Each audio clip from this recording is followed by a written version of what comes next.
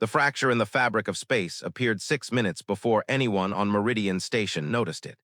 It began as a faint distortion near docking ring 3, like someone had smudged a fingerprint across the stars. Then the alarms triggered, then the lights flickered, and then the breach opened fully, tearing itself wide like a wound in reality. Lieutenant Elias Ward was not supposed to be anywhere near docking ring 3. His entire job was inventory optimization for the Terran Logistics Corps, moving crates, allocating cargo space, calculating fuel mass differentials. He was not trained for anomalies that screamed.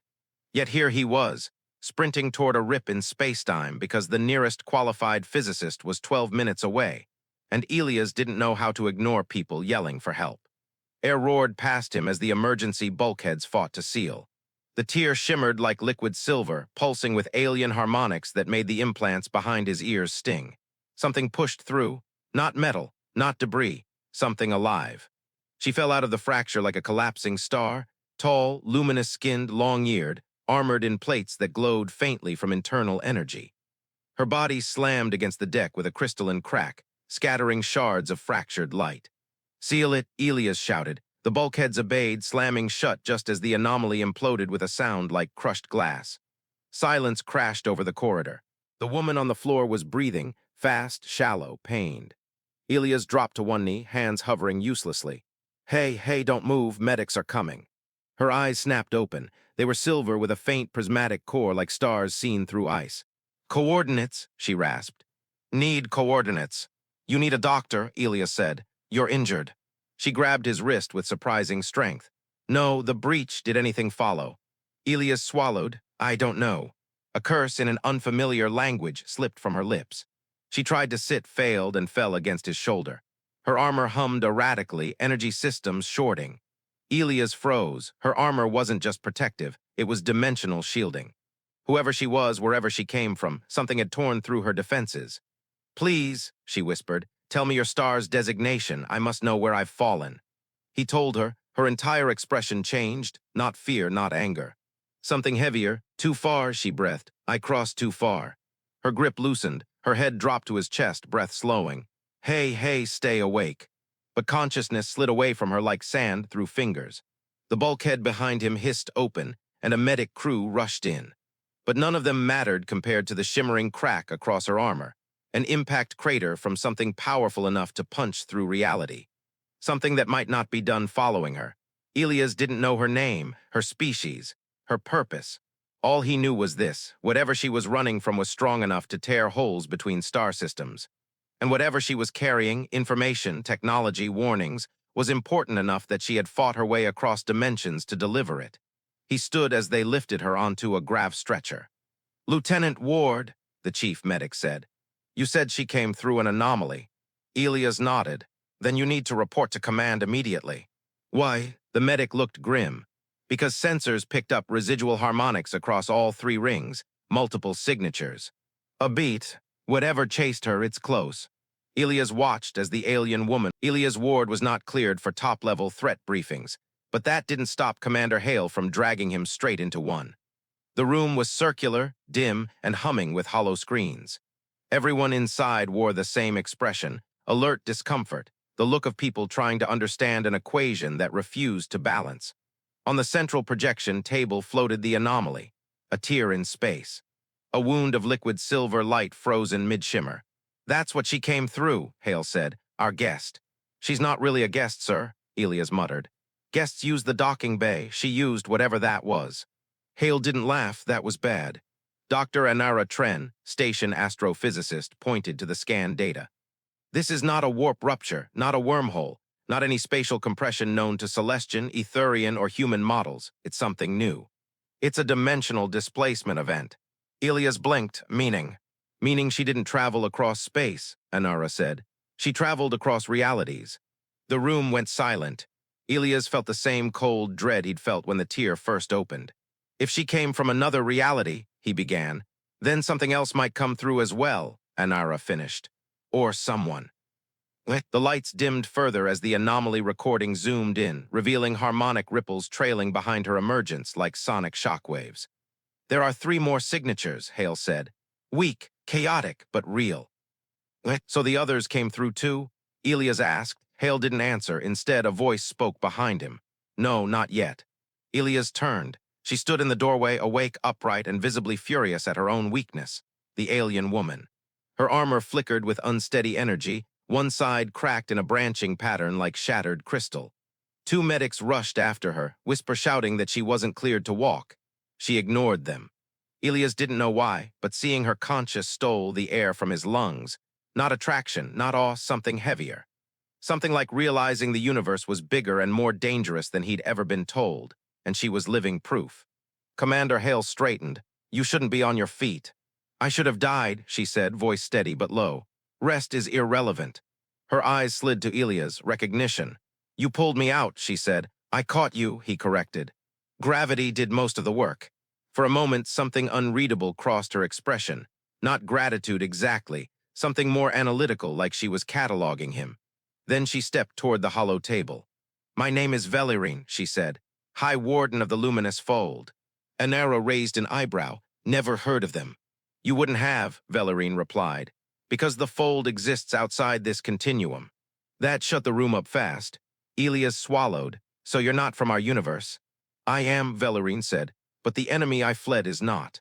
The hollow projection shifted as she touched the interface, despite never having seen one. Her fingers moved with instinctual familiarity. I crossed the breach to deliver warning. The veiled chorus has found your continuum. The who, someone asked. Velyrine's jaw tightened. A collective consciousness from a collapsed dimension. They consume realities the way fire consumes oxygen. And they're following you? Hale asked. No. A beat, they're following light. What does that mean? Elias asked. Velyrine finally turned to him fully, eyes sharp as starfire. Your universe is bright. She gestured to the hollow stars filling the room. Stable physics, high likelihood for conscious life, abundant baryonic matter, a feast. Elias felt his stomach knot.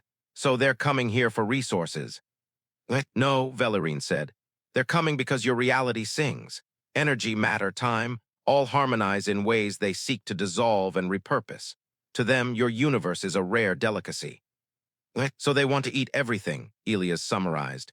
Consume and overwrite, Velyrine corrected, and they have already marked your star. Hale took a step forward. Explain.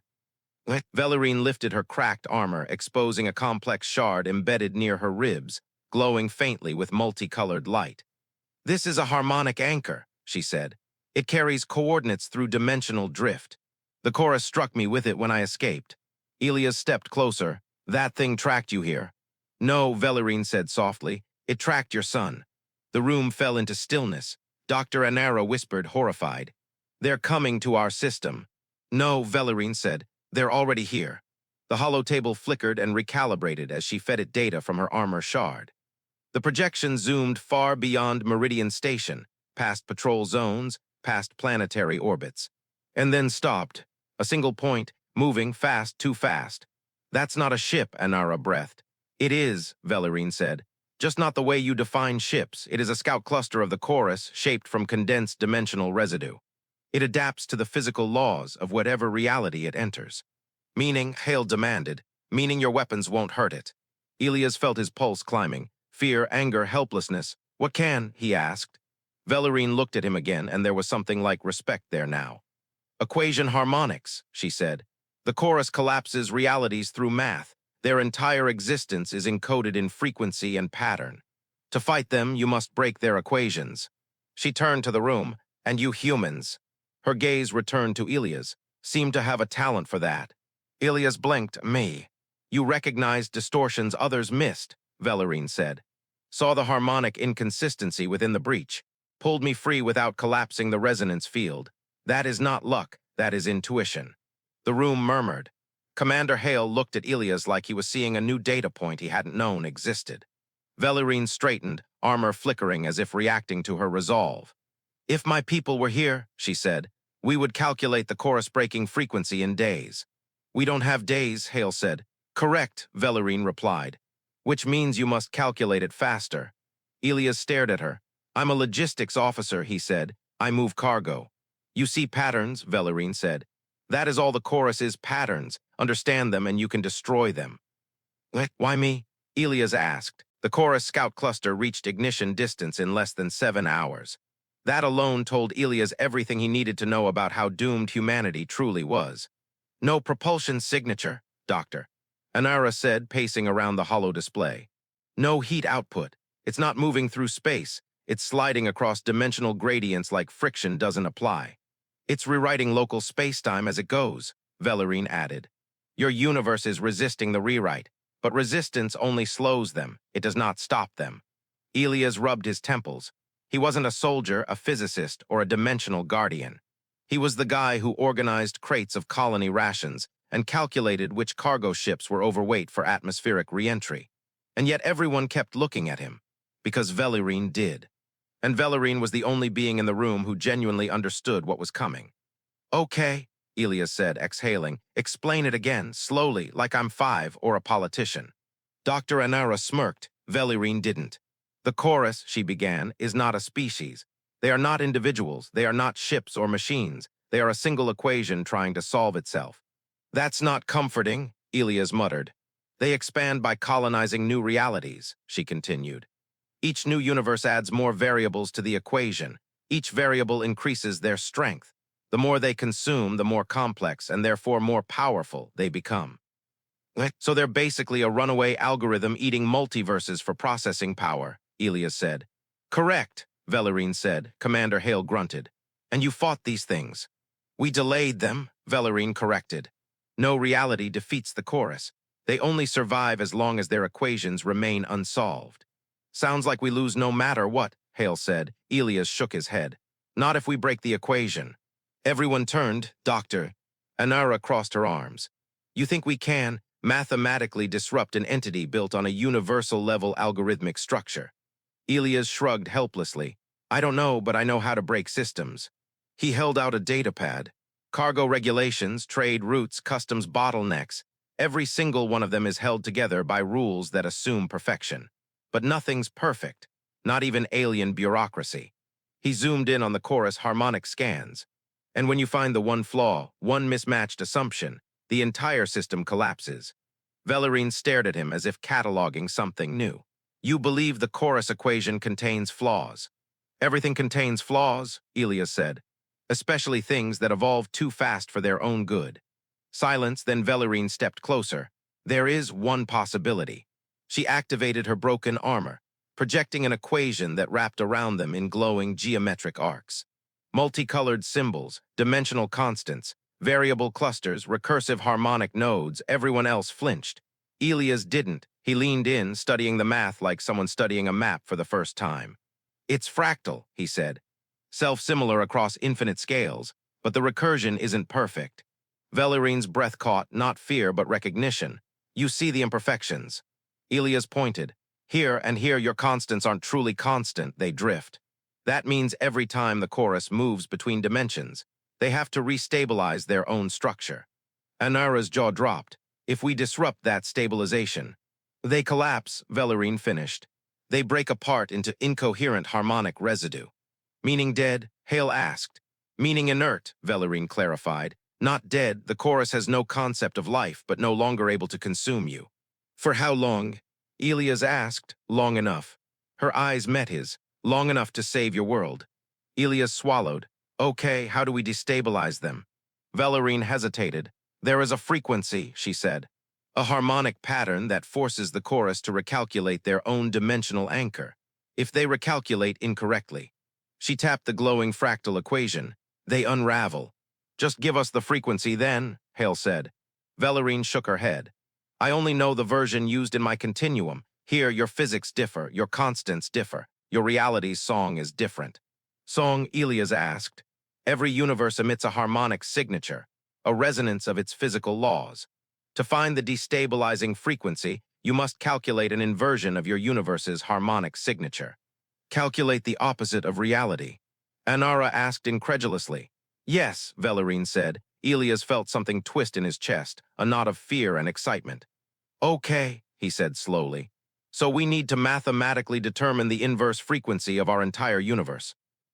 That is correct. Elias checked the approaching signature on the hollow table. 5 hours. That is also correct. Hale groaned, we're all dead. Velyrine ignored him. She stepped toward Elias until her shadow intersected with the swirling equations. "You see patterns others do not," she said. "Not because you possess superior intellect, but because you question assumptions instinctively." "That sounds like a polite way of saying I'm difficult." "It is a compliment," she said flatly. It took Hale a moment to realize she wasn't joking. "All right," Elias said, exhaling. "What do you need from me?" "Everything," Velyrine said. "I need your mind, your intuition, your ability to see flaws where none should exist." Elias felt the entire room staring at him. He stared back at the glowing chorus equation, and something clicked. He wasn't trying to understand the equation. He was trying to break it. "Okay," he said. "Step 1, build me a full harmonic profile of our universe." Anara blinked. "Do you know how big that is?" "Bigger than the cargo manifests for 12 planetary colonies," Elias said. "But the principle's the same. Patterns repeat, even on cosmological scales." Commander Hale threw up his hands. "Ward, this isn't cargo. This is the fate of the Chorus Scout entered Terran space without breaking momentum. Because it didn't have momentum. It simply appeared, a shimmering lattice of translucent geometry, like a structure halfway between crystal and sound. Its surface pulsed with interlocking fractals that rearranged themselves faster than the eye could follow. To human sensors, it looked like a glitch in reality. To Velyrine, it looked like an omen. To Elias, it looked like a very big equation he was running out of time to solve. "All stations to red alert," Commander Hale ordered. "Weapons hot, shields at full, evac routes prepared." "None of that matters," Velyrine said calmly. "Your weapons cannot harm it, your shields cannot stop it, your evacuations cannot outrun it." Hale clenched his jaw. "We're not just standing still." "No," Velyrine agreed. "You are calculating." Her gaze shifted to Elias. He didn't look up. He couldn't. 12 hollow screens surrounded him, each displaying harmonic signatures, cosmic background radiation, baryonic density fluctuations, neutrino oscillations, dark energy gradients, quantum noise from the station itself. He needed the pattern beneath the noise, but the universe didn't come with an instruction manual. "Ward," Anara said, breathless, "the chorus entity is broadcasting something." "Meaning," Elias muttered. She adjusted the audio feed. The room filled with a soft, layered whisper. Not a voice, not speech, but a pattern repeating, shifting, recursive, a fractal lullaby. "Oh God," Anara said quietly, "it's scanning us." Velyrine's tone was razor-sharp. "Incorrect. It is tuning itself to your universe." "Preparing to consume us," Hale concluded grimly. "No," Velyrine said, worse. "It is adapting." Elias' fingers froze over his datapad. "Say that again." "It is adapting," Velyrine repeated. "It must in order to function here. Your constants are not its constants." Elias stood so fast his chair fell backward. "That's the flaw." Everyone turned. "The chorus must recalculate its structure every time it enters a new continuum," Elias said. "But it can't predict the constants here, so it scans the environment to determine how to remake itself." "That buys us time?" Hale asked. "No," Velyrine said, "but it exposes the chorus' greatest vulnerability." Elias finished for her. "They depend on math they haven't finished calculating yet." Silence, then Hale said, "Ward, stop talking and do something." "I need a clean listening channel," Elias said. "Full spectrum, quantum to classical. All resonance data from that whisper." Anara's eyes widened. "You think the broadcast contains its structural harmonics?" "It has to," Elias said. He grabbed the waveform display and stretched it out across 3 hollow walls. The pattern was beautiful in a frightening way, self-similar spirals, morphing ratios, a recursive cadence that felt almost musical.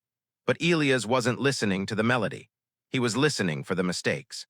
"Here," he said, highlighting a tiny, irregular spike. "That's an error correction. That means something in our universe isn't matching its expectation." He pulled out another spike, then another, each one tiny, each one a fraction wrong. "But they repeat," Elias said, "and anything that repeats is exploitable." Anara leaned in. "If we amplify those errors, force them to cascade, we destabilize the entire structure," Velyrine said. "You collapse the chorus adaptation cycle." "Meaning?" Hale asked. Velyrine looked directly at him. "It unravels." Hale exhaled a harsh breath. "So let's unravel it." Elias ran the numbers. Fast, instinctual, borderline reckless. He grabbed the anomalies, mapped their ratios, inverted their phases, constructed an interference frequency that reflected the chorus back into itself like a folding mirror. It shouldn't have been possible.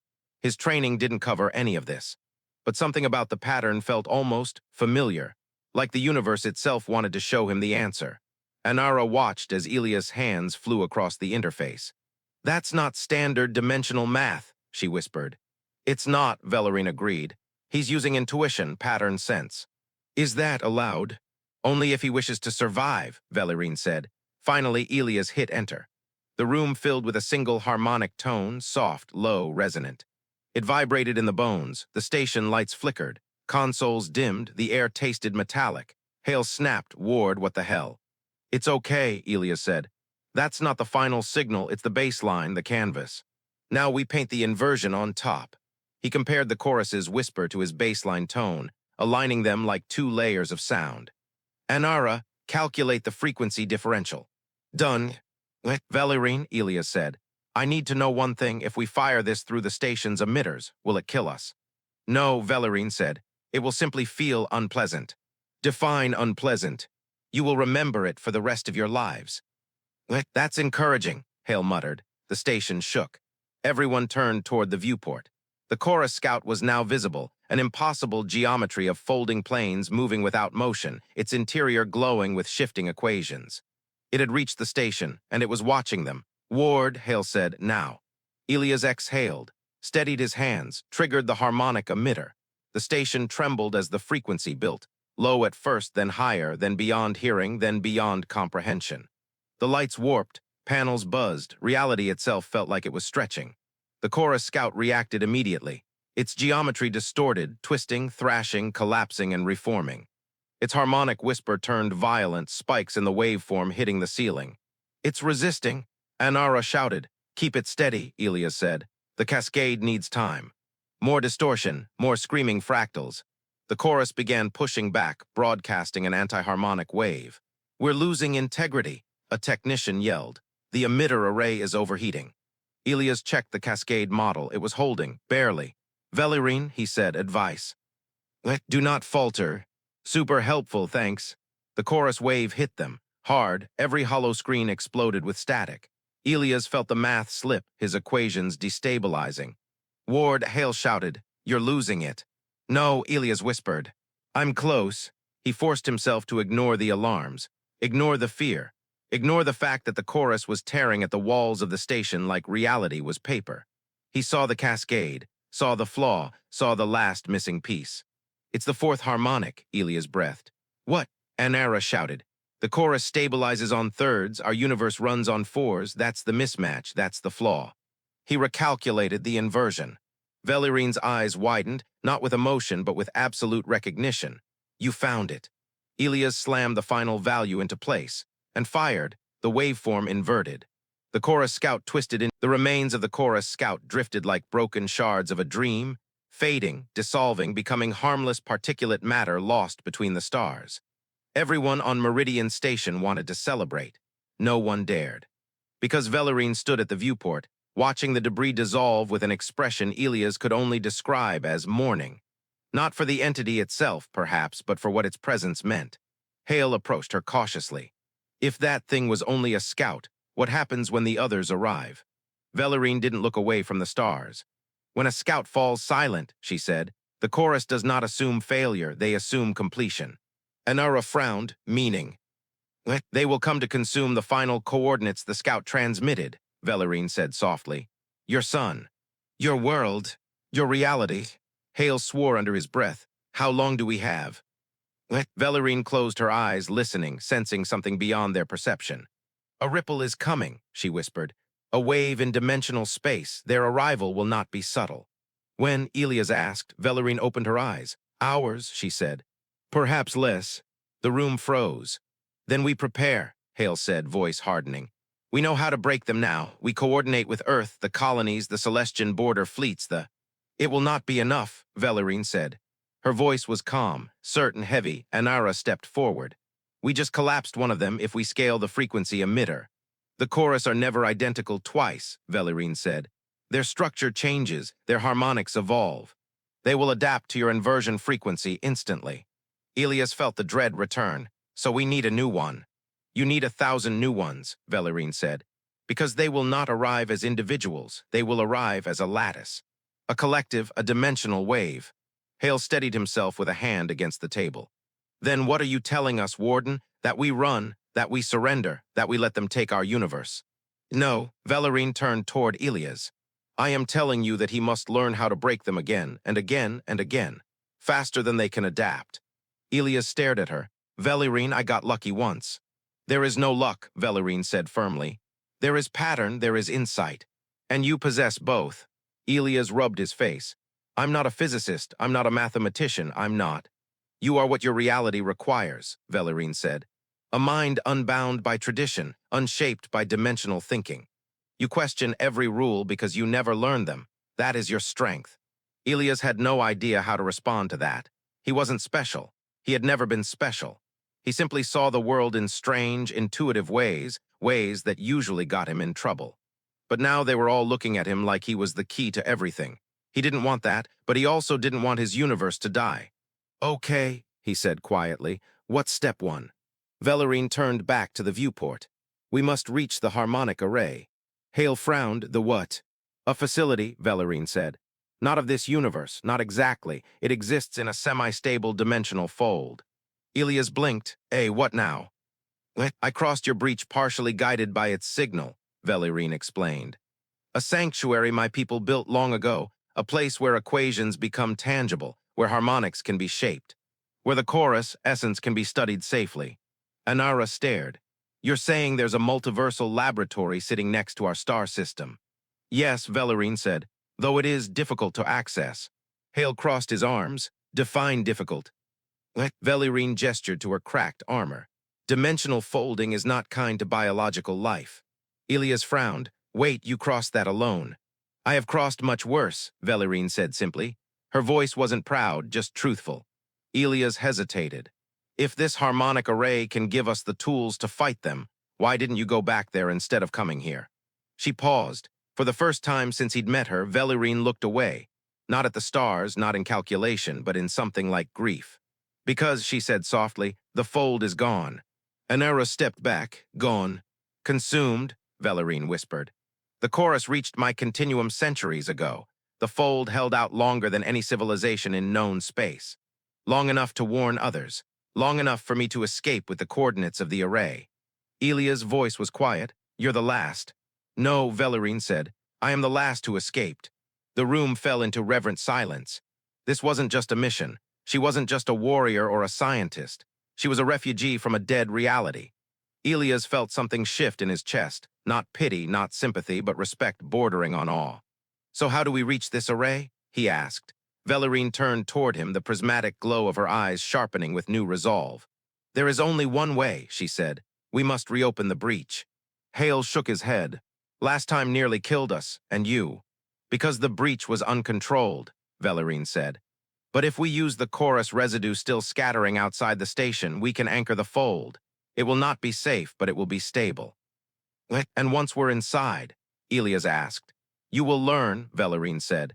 The array reshapes itself to those who enter. It is not a place, it is a question, and it will ask things of you until you find the answers. Elias swallowed. Sounds terrifying. It is. Hale glared. And you expect us to just let him walk into some extra-dimensional death maze. Velyrine didn't blink. Yes. Why him?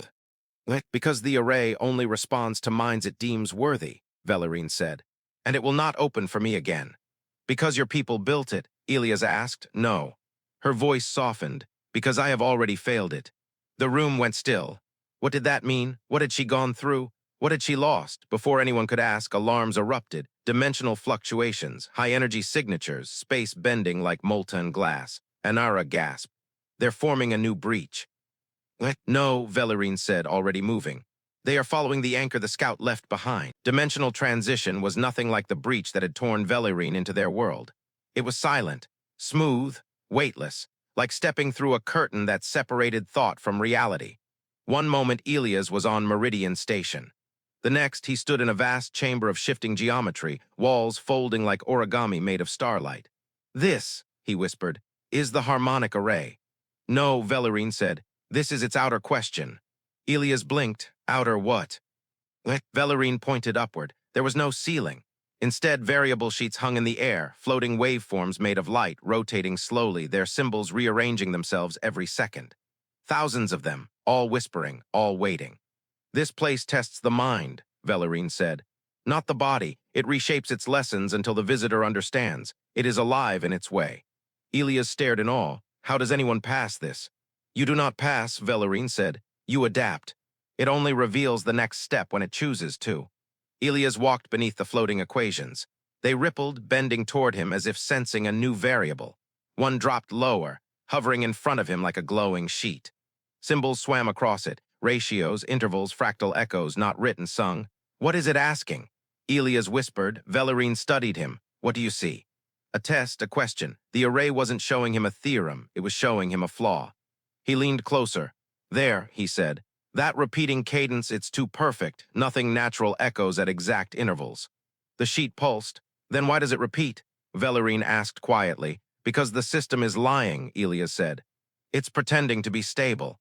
But if it were really stable, it wouldn't need to correct itself. The instant he said it, the entire sheet dissolved into particles of silver light, and the wall behind it opened.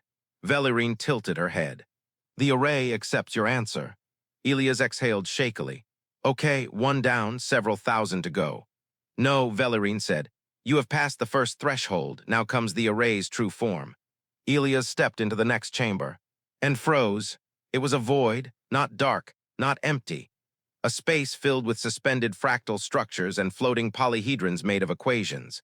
They slowly rotated around a central sphere, a massive luminous core that hummed with harmonic energy. That's it, Velyrine said softly. The heart of the array. Elias swallowed. And we need to use that to break the chorus. No, Velyrine said. You need to use it. Before Elias could argue, the ground fell away, light rushing beneath his feet. He was lifted into the air, suspended in a lattice of equations that wrapped around him like chains of pure math. Velyrine stood rooted to the floor, unable to follow. This is as far as I can go, she said. What? Why? The array rejected me long ago, she said quietly. It saw my certainty, my rigidity, my refusal to bend. A beat, it sees you differently. Elias didn't know how to respond to that. The lattice vibrated, the core flared. And a voice not spoken, not heard, but felt resonated through him. Pattern bearer. Elias gasped. Velyrine, did you hear? No, she said, but I know what it asks. What does it want? Your uncertainty. Elias blinked. My what? The chorus grows stronger by consuming certainty, Velyrine said. Absolute equations, perfect order, universes that do not change. She lifted her chin. You survived because you saw flaws, you doubted everything. You questioned what others assumed to be absolute. Elias felt the lattice constrict slightly around him, like the array was studying every neuron, every instinct, every flaw. Velyrine's voice softened. And the array knows humans are defined by one constant. You question your own truths. You learn not by knowing, but by doubting. Elias exhaled shakily. I'm not sure that's true. Exactly, Velyrine whispered. And that is why it chose you. The array pulsed again. Symbols swirled around him, forming a massive harmonic equation, the chorus core pattern rendered in pure light. Elias felt his heartbeat sync with it, faster, harder. He saw infinite recursions. He saw collapsing realities. He saw the chorus as a living pattern eating its own future. He was drowning in numbers. Until the numbers shifted, and he saw it, the flaw. The one flaw not of this universe or the chorus, but of every universe they had ever consumed. The chorus, he whispered, is stabilizing itself incorrectly. Velyrine's eyes sharpened. Explain. They adapt to every universe, but they don't reset their prior constants. They layer each universe's harmonic values on top of all previous ones. So the equation becomes heavier, Velyrine said. Not heavier, Elias said. Weaker. The array pulsed, identified. They think consuming more realities makes them stronger, Elias said. But every time they adapt, they add noise, complexity, contradictions. He pointed at the core equation. This entire structure is wrong. It's been wrong for eons. They're carrying thousands of incompatible realities inside their calculations. They are unstable, Velyrine breathed. They're collapsing, Elias said. The array's core expanded, surrounding him with a network of inversion patterns. He saw the answer. A frequency, a pattern, a harmonic signature, not one, not many, all of them. A systemic destabilizer, a universal unraveling. You can break them, Velyrine whispered. No, Elias said, heart pounding. We can break all of them. The array's symbols raced. imprinting the harmonic pattern into Elias' mind, not as numbers, but as intuition, as music. He felt it, he understood it, he became it, and then the array released him. He dropped to the ground, collapsing to his knees, breathless. Velyrine rushed forward, but stopped a few feet away, remembering the array's rules. "Elias," she said, "what did you see?" He stood slowly. His eyes were different somehow, focused, sharper, as if the universe had reconfigured itself around a new idea. "I know how to stop them," he said. "Not just scouts, not just waves." "What then?" "The chorus," Elias said. "All of it." Velyrine stared. "You found the flaw in their foundation," she whispered. "In their origin." "Yes, and you can invert it." "Yes." She exhaled, not in relief, not in fear, in awe. "Then your universe has a chance," she said quietly. "More than mine did." Elias glanced around the chamber, the shifting light, the living equations, the array's quiet hum. "Let's go," he said. "We don't have much time."